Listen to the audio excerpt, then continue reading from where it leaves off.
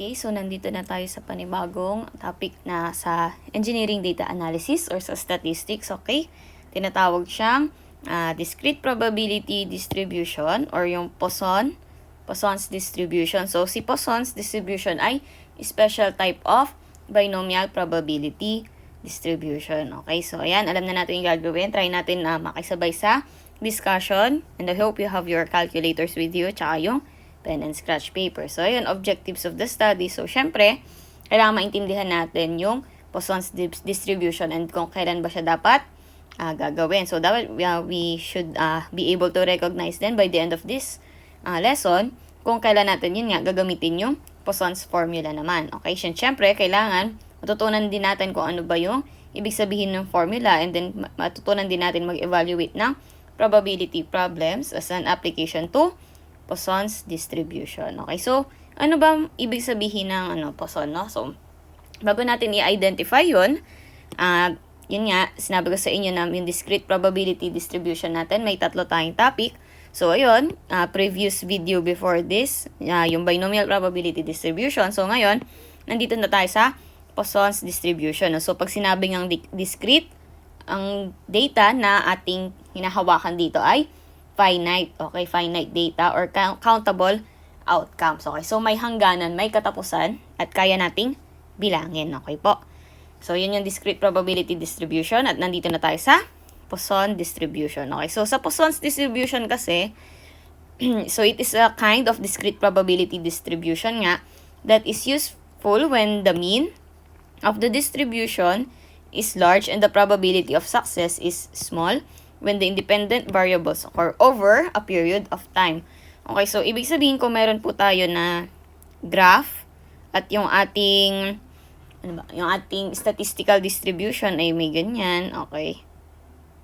So ayun, ibig sabihin kung masyado daw malaki yung ating mean, tapos yung ating probability of success, so yung x compared dito, for example, may x data tayo doon. So, ibig sabihin, kung i-compare natin yung x, kung i-compare natin yung height ng x or yung frequency ng x dito sa ating mean, so, ibig sabihin, masyadong maliit yung x doon sa ating mean, pwede natin gamitin si Poisson's distribution for accurate na pagkuha ng data, okay, or pag-estimate ng masyadong maliit na data, okay. So, yun po yung gamit ni Poisson's distribution, okay.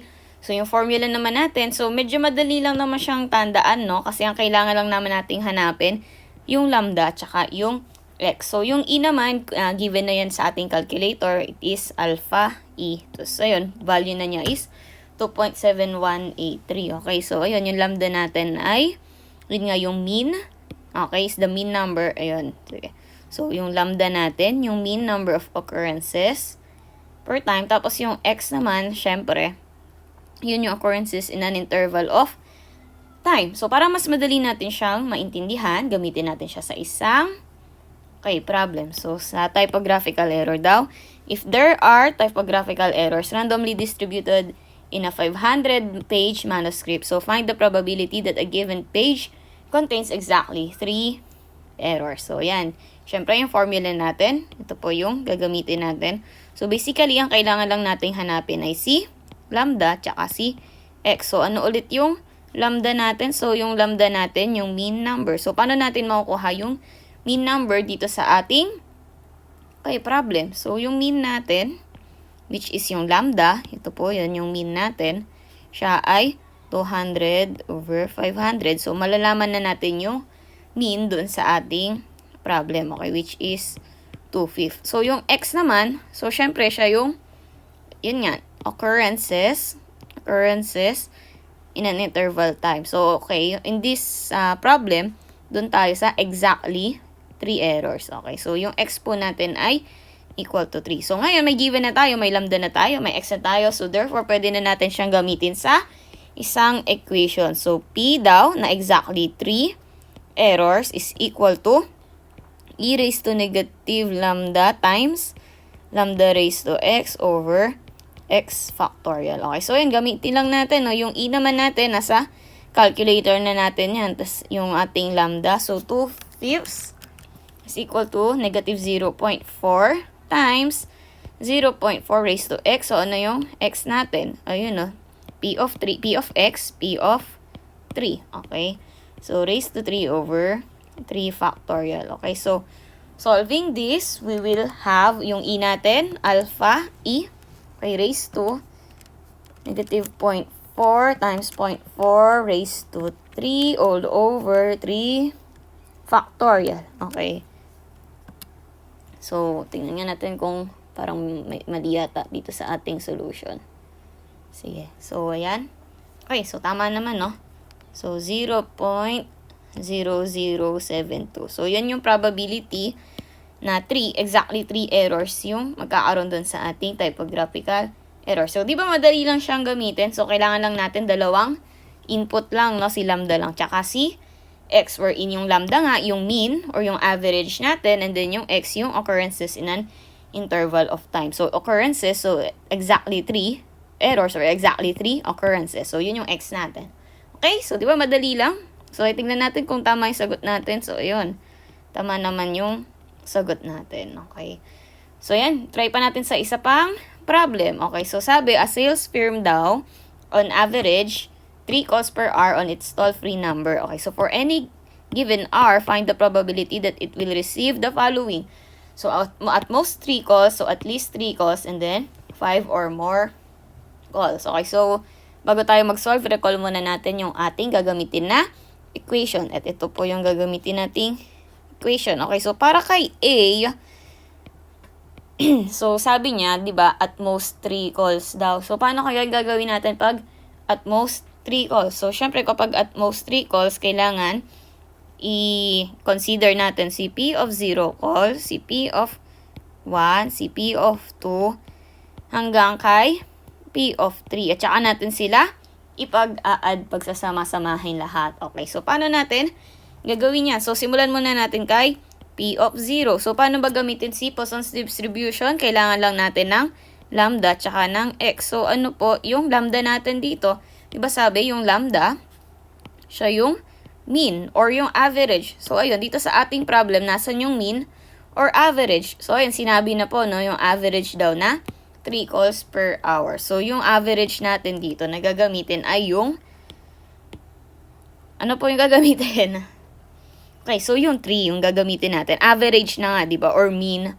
So, sinabi na na average na 3 daw yung natatanggap na call per hour. Tapos, ano naman yung x natin? So, P of x. So, therefore, x natin dito ay okay, 0. Okay, so yun, pwede na natin siyang i-input sa calculator. Okay, so ngayon, P of 0 daw is equal to e raised to negative lambda times lambda raised to 0 all over 0 factorial. So, P of 0 should be equal to, okay, tingnan nga natin, 0, 0. So, ayan.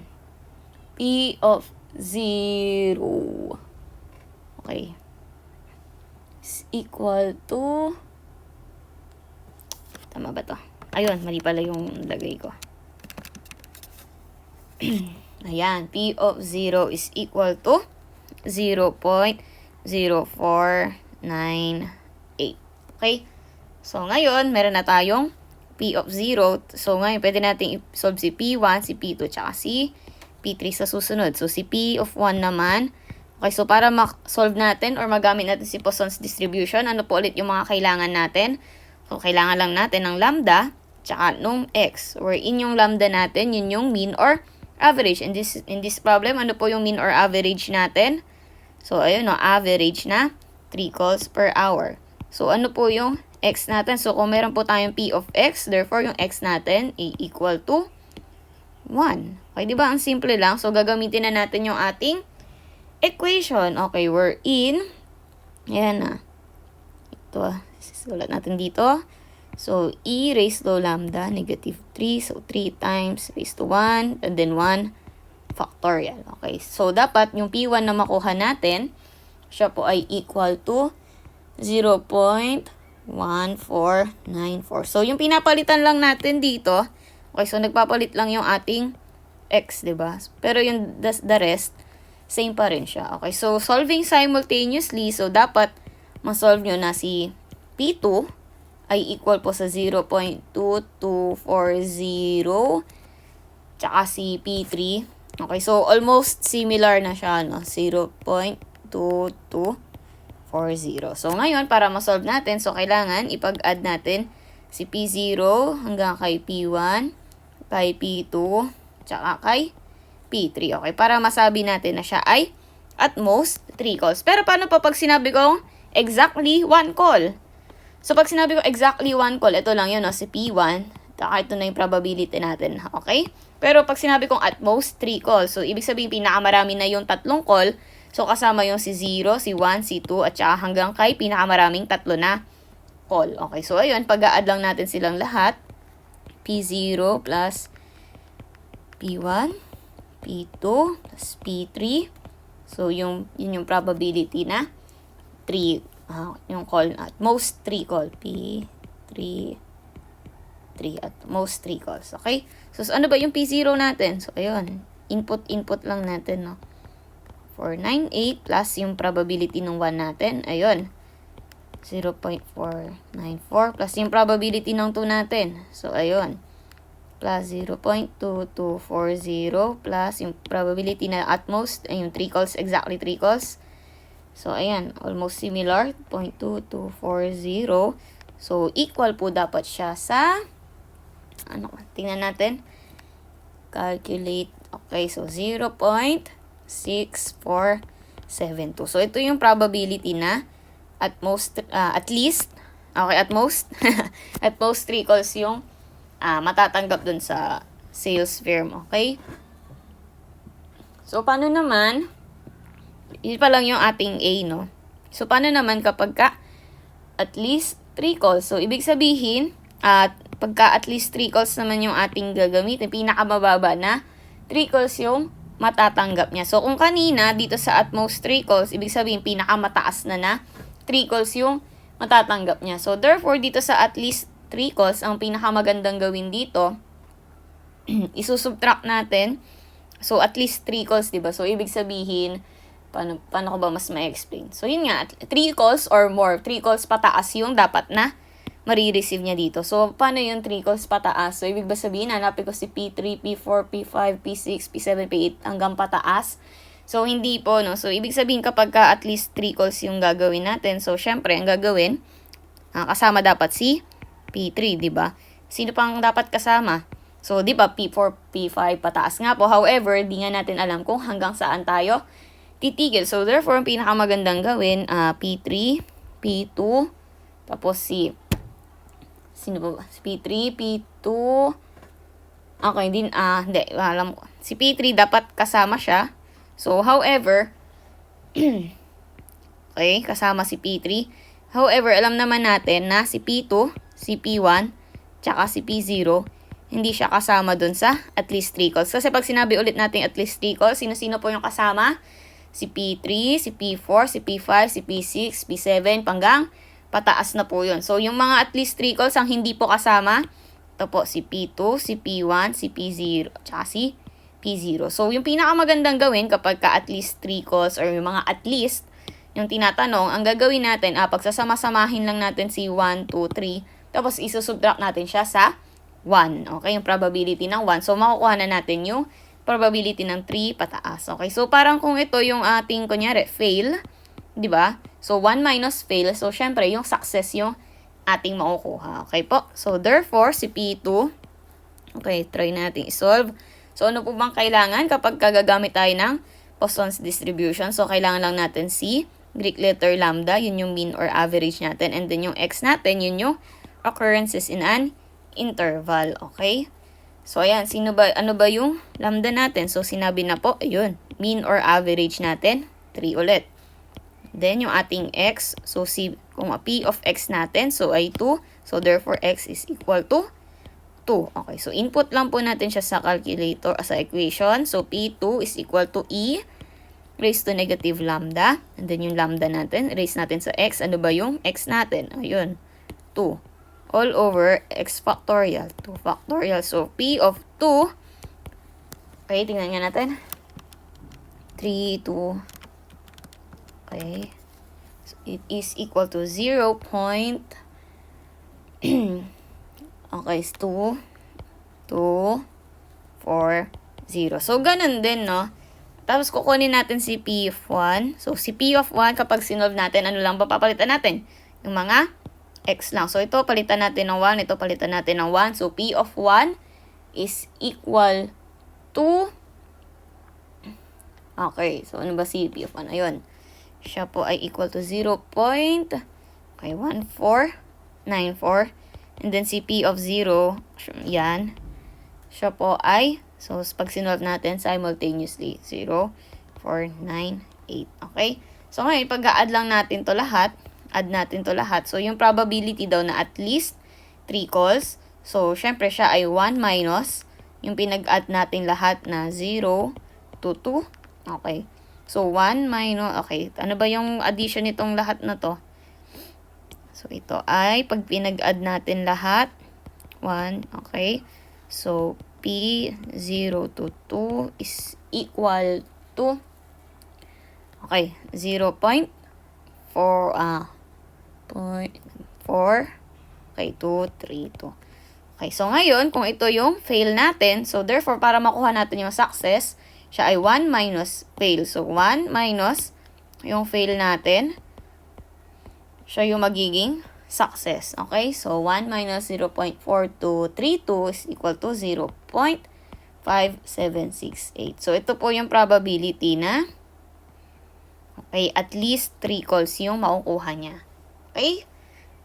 Naintindihan po? So, recall lang ulit, no? Bakit po ginawa itong mga ginawa natin? So, di ba dito sa at most calls, so ibig sabihin, pinakamarami na 3 yung kanyang ma-receive. Okay, so therefore, ang ginawa natin dun sa at most calls, so yan, pinag-add lang natin kasama si 3. So, in-add lang natin siya sa P2, P1, tsaka sa P0. Tapos yun na yung at most 3 calls. So, paano naman kapag at least 3 calls? So, ibig sabihin, pinakamababa niyang matatanggap ay 3 calls. So, ibig sabihin, ang kasama doon si P3, si P4, 5, 6, 7, 8, 9, 10, 11, 12. However, hindi natin alam kung hanggang saan titigil. Okay, so therefore, ang ginawa na lang natin, kinumpute na lang natin yung mga probability ng fail tayo. Okay, so yun yung si P2, si P1, tsaka si P0. So ngayon, pinag-add natin silang 3. So nakuha natin yung probability ng fail natin, yung total fail. So ayun, 1 minus fail natin, nakuha na natin yung success. At ito yung probability ng 3, 4, 5, 6, 7, 8, 9, 10 hanggang pataas na po yan. Okay, so yun po yung Poisson's distribution. Okay? So, yun lang naman po. So, yan. Tingnan natin yung mga sagot natin. So, ayan. Tama naman, no? So, ngayon, pwede nyo ring itry ito, no? Yung 5 or more calls. Tapos, dapat ito yung inyong maging sagot. Okay. So, yun lang naman yung Poisson's distribution natin. So, ito po yung reference na ginamit ko para sa ating presentation sa lecture. And yun po. Thank you so much sa pakikinig. Maraming salamat po.